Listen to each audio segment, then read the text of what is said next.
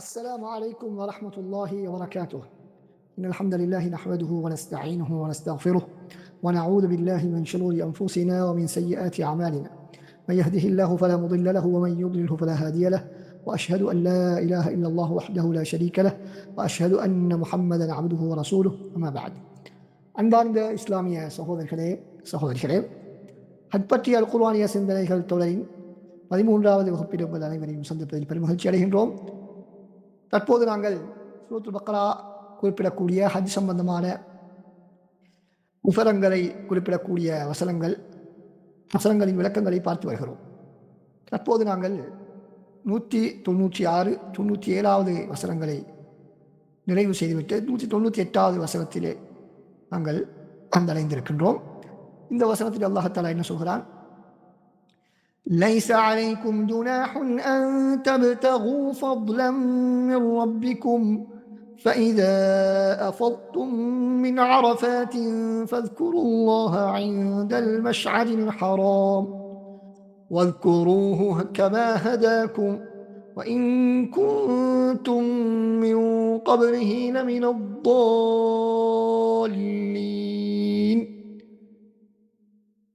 இதனுடைய கருத்து என்னவென்று சொன்னால், ஹஜ் பயணத்தில் உங்கள் இறைவனின் அருளை தேடிக்கொள்வது உங்கள் மீது குற்றமாகாது. இன்னும் அரஃபாத்திலிருந்து நீங்கள் திரும்பி வந்தால் மஷ்அருல் ஹராம் எனும் முஸ்தலிஃபாவில் தங்கி அல்லாஹ்வை நினைவு கூறுங்கள். மேலும் அவன் எவ்வாறு உங்களுக்கு வழிகாட்டினானோ அவ்வாறு நீங்கள் அவனை நினைவு கூறுங்கள். இதற்கு முன்னர் நீங்கள் வழி தவறியவர்களாக இருந்தீர்கள் என்பதுதான் அந்த வசனத்தினுடைய கருத்து. அன்பார்ந்த சகோதர சகோதரிகளே, இதனுடைய விளக்கத்தை நாங்கள் பார்ப்போம். முதலாவதாக அல்லாஹ் தஆலா சொல்கிறார், நீங்கள் ஹஜ்ஜுடைய வணக்க வழிபாடுகளில் ஈடுபடக்கூடிய அந்த சந்தர்ப்பத்திலே உங்களுடைய இறைவனின் அருளை தேடிக்கொள்வது உங்கள் மீது குற்றமில்லை. இந்த வசனம் இறங்குவதற்கான ஒரு காரணம் இருக்கிறது. சபபுன் நுசூல், வசனம் இறங்குவதற்கான பின்னணி என்பதாக சொல்லுவோம். இப்னு அப்பாஸ் ரலியல்லாஹு அன்ஹுமா அவர்கள் அறிவிக்கின்றார்கள், உகாப், மிஜன்னா அல்லது மஜன்னா, துல் மஜாஸ் போன்ற ஜாஹிலியா காலத்திலே காணப்பட்ட சந்தைகள், இவைகளில் ஹாஜிகள் வியாபாரத்தில் ஈடுபடுவது வழக்கம். ஜாஹிலியா காலத்திலே இருந்து ஹஜ்ஜுக்கு வரக்கூடியவர்கள், இங்கு வரக்கூடியவர்களும், அந்த ஊரில் உள்ளவர்களும், ஹஜ்ஜு செய்யக்கூடியவர்கள், ஹஜ்ஜு செய்யாதவர்கள் எல்லோரும் வியாபாரத்திலே ஈடுபடுவார்கள். இஸ்லாம் வந்ததற்கு பின்னால் ஹஜ்ஜுடைய நேரத்திலே வியாபாரம் செய்வதை ஒரு தவறாக, ஒரு பாவம் என்பதாக அவர்கள் கருதினார்கள். அப்பொழுதுதான் அல்லாஹ் சுப்ஹானஹு வ தஆலா இந்த வசனத்தை இறக்கினான். எப்படி? லைஸ அலைக்கும் ஜுனாஹுன் ஃபீ மவாசிமில் ஹஜ், ஹஜ்ஜுடைய பருவ காலங்களில், ஹஜ்ஜுடைய சீசனிலே நீங்கள் வியாபாரம் செய்வதே உங்கள் மீது தவறு கிடையாது என்ற வசனத்தை அல்லாஹ் தஆலா இறக்கினான். இப்னு அப்பாஸ் ரலியல்லாஹு அன்ஹு அவர்கள் லைஸ அலைக்கும் ஜுனாஹுன் ஃபீ மவாசிமில் ஹஜ் என்பதாக ஓதினார்கள் என்பதாக அறிவிப்பில் வந்திருக்கிறது. இல்லாவிட்டால் நாங்கள் ஓதக்கூடிய முறை லைஸ அலைக்கும் ஜுனாஹுன் என்பது மாத்திரம்தான். ஃபீ மவாசிமில் ஹஜ் என்பது மேலதிகமான ஒரு கிராத் முறை, தற்பொழுது நடைமுறையில் இல்லாத ஒரு கிராத் முறை அது என்பதை நாங்கள் புரிந்து கொள்ள வேண்டும். எனவே இங்கு இந்த வசனம் இறக்கப்படுவதற்கான காரணம், திடீரென்று நாங்கள் யோசிக்கக்கூடாது. ஹஜ்ஜுடைய சட்டங்களை பேசிக்கொண்டிருந்து விட்டு திடீரென்று ஏன் இந்த விடயம் வியாபாரம் செய்ய அனுமதிப்பதாக இங்கு வசனம் வருவதற்கான காரணம் என்ன என்று எங்களுக்கு ஒரு கேள்வி வந்தால், அதற்கான காரணம் இதுதான். சஹாபாக்களுக்கு மத்தியிலே ஒரு சங்கடம் ஏற்பட்டது. ஹஜ்ஜுடைய காலத்திலே நாங்கள் ஹஜ் செய்யக்கூடியவர்கள் வியாபாரத்தில் ஈடுபடுவது குற்றமா என்ற ஒரு சந்தேகம் ஏற்பட்டதற்கான பதிலாகத்தான் அல்லாஹ் சுப்ஹானஹு வ தஆலா இந்த வசனத்தை இறக்கியிருக்கிறார். ஏனென்றால் இதற்கு முன்னால் உள்ள வசனங்களில் எங்களுக்கு தெரியும், அல்லாஹ் தஆலா 3 விடயங்களை தடை செய்கிறார். உடலுறவு சம்பந்தமான இச்சையான பேச்சுக்களில் ஈடுபடுவது, செயற்பாடுகளில் ஈடுபடுவது, அடுத்ததாக பாவங்களில் ஈடுபடுவது, மூன்றாவதாக வாக்குவாதங்களில் ஈடுபடுவது, விவாதங்களில் ஈடுபடுவது. இவற்றையெல்லாம் அல்லாஹ் தடை செய்திருக்கிறார். எனவே எங்களுடைய உடல் உறுப்புகளால், நாவினால் மற்றவர்களுக்கு எந்த விதமான பாதிப்பும் ஏற்படக்கூடாது என்பதை அதன் மூலமாக நாங்கள் புரிந்து கொள்கின்றோம். ஆனால் எங்களுக்கு தெரியும், வியாபாரம் என்று வந்துவிட்டால் அங்கு என்ன நடக்கும்? அங்கு பல்வேறு விதமான கலந்துரையாடல்கள், வாதங்கள், விவாதங்கள், முரண்பாடுகள் எல்லாம் தோன்றுவது சகஜமானது. வியாபார கொடுக்கல் வாங்கல் பேச்சுவார்த்தையின் போது பல்வேறு விதமான பேச்சுக்கள் இடம்பெறுவது சர்வசாதாரண ஒரு நிலைமை. எனவே நாங்கள் ஹஜ்ஜுடைய சந்தர்ப்பத்திலே எங்களுடைய நாவுகளை மிக கவனமாக வைத்திருக்க வேண்டும். எனவே நாங்கள் வியாபாரங்கள் ஈடுபட்டு விட்டால் எங்களுக்கு அந்த கொடுக்கல் வாங்கல் ஈடுபடுவதிலே சிக்கலாகிவிடும். பேச்சுவார்த்தை மற்றவர்களோடு கொடுக்கல் வாங்கல் வியாபாரத்தை பேரம் பேசியெல்லாம் வாங்குவதெல்லாம் இந்த வாதம் செய்வதிலே உள்ளடங்குமோ என்ற ஒரு எண்ணம் அவர்களுக்கு ஏற்பட்டிருக்கிறது. எனவேதான் அந்த வசனத்துக்கு பின்னால் 197வது வசனத்துக்கு பின்னால் அல்லாஹ் தஆலா இந்த சட்டத்தை சொல்கிறார். எனவே முன்னால் உள்ள வசனத்தோடு மிக நெருக்கமான ஒரு தொடர்புடைய வசனமாகத்தான் இது இருக்கிறது.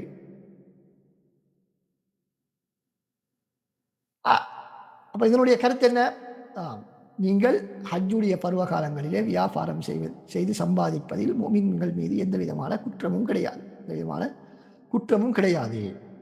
அடுத்ததாக அந்த வசனத்தின் தொடராக அல்லாஹ் சுப்ஹானஹு வ தஆலா சொல்கிறார், فَإِذَا أَفَلْتُم مِّنْ عَرَفَاتٍ فَاذْكُرُوا اللَّهَ عِندَ الْمَشْعَرِ الْحَرَامِ.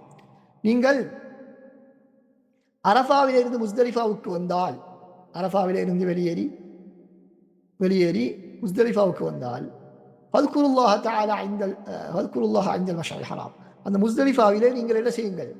அல்லாஹ்வை திக்ர் செய்யுங்கள். அப்படி திக்ர் செய்யுங்கள் என்று சொன்னால் என்ன? சுப்ஹானல்லாஹ், அல்ஹம்துலில்லாஹ், அல்லாஹு அக்பர், இஸ்திக்ஃபார், ஸலவாத் சொல்றது, இது மாற்றமல்ல. மாற்றமாக எல்லாம் அனைத்து விதமான திக்ர்கள், குர்ஆன் ஓதுதல், தொழுகை, இபாதத், துஆ, இவைகள் எல்லாமே அனைத்தும் வணங்கும். திக்ர் என்று சொன்னால் இந்த இடத்திலே வணக்கத்திலே ஈடுபடுங்கள் என்பதுதான் அவருடைய கருத்து. எனவேதான் நாங்கள் பார்க்கிறோம், ஹாஜிகள் அரஃபாவிலிருந்து வெளியேறி அவர்கள் மக்ரிப் தொழுகையை கூட மக்ரிப் அதான் சொல்லும் பொழுதுதான் வெளியேறுவார்கள். இப்படி வெளியேறினாலும் உடனடியாக கிடைக்கக்கூடிய முதலாவது இடத்திலே அவர்கள் தொழுவது கிடையாது. மாற்றமாக முஸ்தலிஃபாவுக்கு வந்து அங்குதான் அவர்கள் என்ன செய்வார்கள்? மக்ரிபை விஷாலையும் இணைத்து ஒன்றாக அவர்கள் தொழுவார்கள் என்பதை நாங்கள் பார்க்கிறோம். எனவே இதனுடைய கருத்தென, நீங்கள் உங்களுடைய அமல்களை நீங்கள் முஸ்தலிஃபாவிலே அமல்களிலே ஈடுபடுங்கள் என்று அல்லாஹ் தஆலா எங்களுக்கு சொல்கிறார். அடுத்ததாக அந்த வசனம் என்ன சொல்கிறது? வத்குரூஹு கமா ஹதாக்கும். மேலும் அல்லாஹ் உங்களுக்கு எவ்வாறு வழிகாட்டி இருக்கிறானோ அவ்வாறு நீங்கள் திக்ர் செய்யுங்கள். அப்படி என்றால் என்ன? எப்படியெல்லாம் திக்ர் செய்ய வேண்டும் என்று இஸ்லாத்தில் எங்களுக்கு வழிகாட்டப்பட்டிருக்கிறதோ, எப்படியான துவாக்கள் திக்ர்கள் எல்லாம் எங்களுக்கு கற்றுத்தரப்பட்டிருக்கின்றனவோ, அந்த திக்ர்கள் துவாக்களை, அந்த முறைகளை, எப்படி திக்ர் செய்வதற்கான முறைகள், துவா செய்வதற்கான முறைகள், இவற்றை பேணி நீங்கள் துவா செய்யுங்கள், பிரார்த்தனைகளில் ஈடுபடுங்கள், திக்ர்களை செய்யுங்கள், அமல்களை செய்யுங்கள் என்பது அதனுடைய கருத்து. உங்களுக்கு வழிகாட்டியதை போல் நீங்கள் அவனை ஞாபகம் செய்யுங்கள். ஞாபகம் செய்யுங்கள், திக்ர் செய்யுங்கள் என்று சொன்னால் என்ன? நாங்கள் பல தடவைகள் சொல்லியிருக்கிறோம். வெறுமனை வாயினால் சுப்ஹானல்லாஹ், அல்ஹம்துலில்லாஹ் என்ற தஸ்பீஹ்களை சொல்வதல்ல, மாற்றமாக அனைத்து வணக்கங்களையும் அது உள்ளடக்கும்.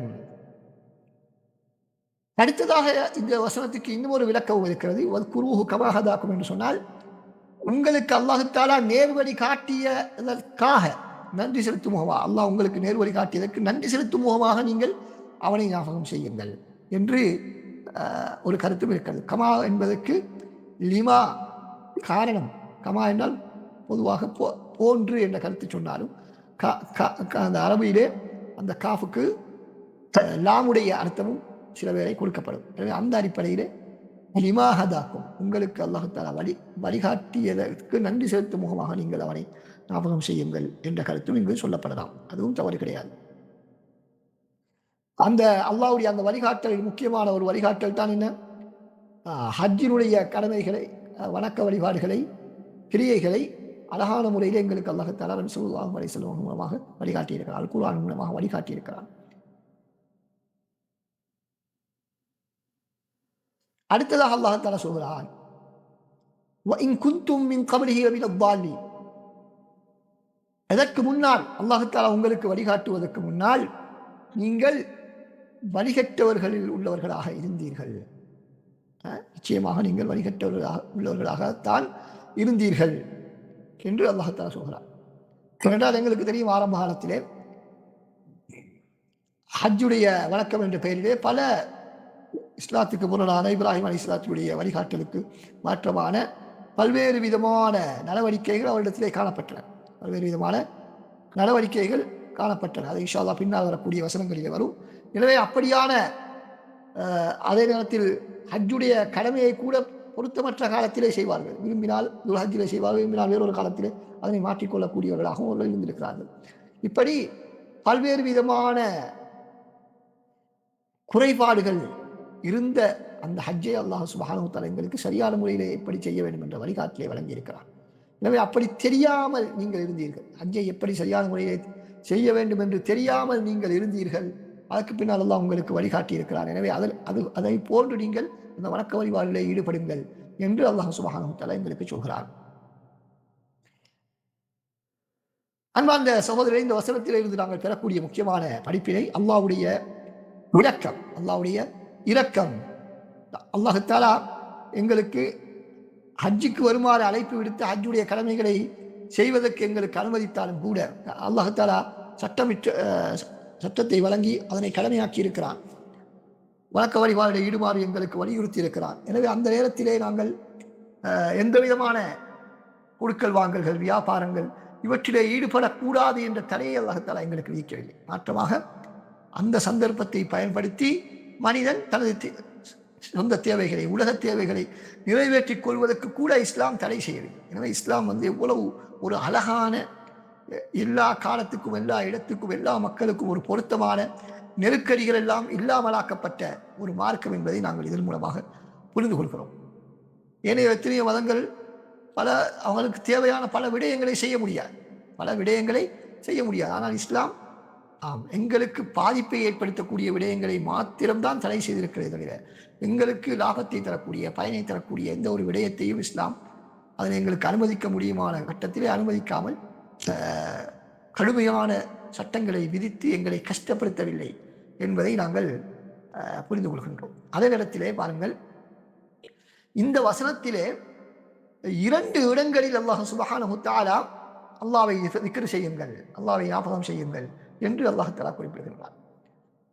இது எங்களுக்கு எதனை உணர்த்துகின்றது என்று கேட்டால், ஹஜ்ஜுடைய கடமை என்பது வெறுமனே வெளிரங்கமான செயற்பாடுகள் மாத்திரமல்ல, அல்லாஹ்வுடைய ஞாபகத்தோடு நாங்கள் செய்ய வேண்டிய ஒரு அமல். எப்பொழுதும் அல்லாஹ்வுடைய ஞாபகத்தோடு, சிந்தனையோடு நாங்கள் இருக்க வேண்டும். வியாபாரத்தை அனுமதித்ததற்காக வேண்டி எப்பொழுது பார்த்தாலும் வியாபாரத்திலே மூழ்கிவிடக்கூடாது. ஹஜ்ஜுடைய அதிகமான நேரத்தை நாங்கள் வியாபாரத்தில் கொடுத்து விடக்கூடாது. மாற்றமாக அதிகமான நேரத்தை வணக்க வழிபாடுகளை நாங்கள் செலவழிக்க வேண்டும். ஆனால் நேரம் கிடைக்கும் பொழுது நாங்கள் வியாபாரத்தில் ஈடுபட்டு லாபத்தை சம்பாதித்துக் கொள்வதிலும் எந்த விதமான தவறும் கிடையாது. அடுத்ததாக அல்லாஹ் தஆலா இங்கு وَإِن كُنتُم مِّن قَبْلِهِ لَمِنَ الضَّالِّينَ, இதற்கு முன்னால் நீங்கள் தவறான வழியிலே இருந்தீர்கள், வழிகட்டவர்களாக இருந்தீர்கள், சரியான நேரான வழியை தெரியாதவர்களாக நீங்கள் இருந்தீர்கள் என்று அல்லாஹ் தஆலா சொல்கிறார். எனவே அல்லாஹ் தஆலா எவ்வளவோ மனிதர்கள் இந்த உலகத்திலே இருக்கும் பொழுது எங்களில் சிலருக்கு இஸ்லாத்திற்கு வழிகாட்டி அதிலும் ஹஜ் செய்வதற்கான வாய்ப்பை அல்லாஹ் சுப்ஹானஹு வ தஆலா எங்களுக்கு தந்திருக்கிறார் என்று சொன்னால் அது எங்களுடைய திறமையினால் நடந்ததல்ல, எங்களுடைய முயற்சியினால் மாத்திரம் அது நடந்த ஒன்று அல்ல. மாற்றமாக அல்லாஹ் தஆலா எங்களை விரும்பி இருக்கிறான், எங்களுக்கு இந்த பாக்கியத்தை தர வேண்டும், நாங்கள் திருந்த வேண்டும், நாங்கள் மனித புனிதர்களாக மாற வேண்டும் என்று அல்லாஹ் தஆலா விரும்பி அதற்கான அனைத்து விதமான ஏற்பாடுகளையும் அல்லாஹ் தஆலா எங்களுக்கு செய்து தந்து தடைகளை, முட்டுக்கட்டைகளை எல்லாம் அல்லாஹ் தஆலா நீக்கி இருக்கின்றான். அந்த சகோதரர்களே, எங்களுக்கு தெரியும், உலகத்தில் எங்களை விட பணக்காரர்கள், வசதி படைத்தவர்கள், அதிகாரம் உள்ளவர்கள் எவ்வளவோ பேர் இருக்கிறார்கள். ஆனால் அவர்களுக்கு இந்த உம்ரா ஹஜ்ஜுடைய பாக்கியம் கிடைத்திருக்கிறதா என்று கேட்டால் இல்லை. ஏன்? அல்லாஹ்வுடைய அன்பு, இரக்கம், அருள், பாக்கியம் அதற்கு வேண்டும். எனவே யாருக்கெல்லாம் அல்லாஹ் தஆலா இந்த உம்ரா ஹஜ்ஜுடைய பாக்கியத்தை தருகிறாரோ அல்லாஹ் தஆலா அவர்கள் அல்லாஹ்வுக்கு மிக மிக மிக அதிகமாக நன்றி செலுத்துவதற்கு கடமைப்பட்டிருக்கிறோம். அதே போல அந்த பாக்கியம் எங்களுக்கு தொடர வேண்டும் என்றால் அல்லாவுக்கு அதிகமாக நன்றி செலுத்துவதோடு அல்லாவுக்கு அடிபணிந்து அவனுடைய கட்டளை பிரகாரம் வாழ்ந்து பாவங்களில் இருந்து நாங்கள் தவிர்த்து கொள்ள வேண்டும். இல்லாவிட்டால் எப்பொழுது வேண்டுமானும் அல்லாஹ் அந்த பாக்கியத்தை இடத்திலிருந்து பறித்து விடலாம். எம்மை தவிர்த்து எத்தனையோ பேருக்கு அந்த பாக்கியத்தை கொடுக்காமல் அல்லது கொடுத்தவர்களிடத்திலிருந்து அல்லாஹ் படைத்துக் கொண்டது போல எங்களிடத்திலிருந்து அது எப்பொழுது எக்கணத்திலே பதிக்கப்படும் என்ற ஒரு பயத்தோடு நாங்கள் வாழ வேண்டும். அல்லவர் அல்லாஹ் சுப்ஹானஹு வ தஆலா இறுதி வரைக்கும் இஸ்லாத்தில் உறுதியோடு வாழ்ந்து ஹஜ்ஜையும் உம்ராவையும் சரியான முறையிலே நிறைவேற்றி மனித புனிதர்களாக மாறக்கூடிய பாக்கியத்தை நம் அனைவருக்கும் தந்தருவானாக. வாஹிரு தஅவானா அல்ஹம்துலில்லாஹி ரப்பில் ஆலமீன். அஸ்ஸலாமு அலைக்கும் வரஹ்மத்துல்லாஹி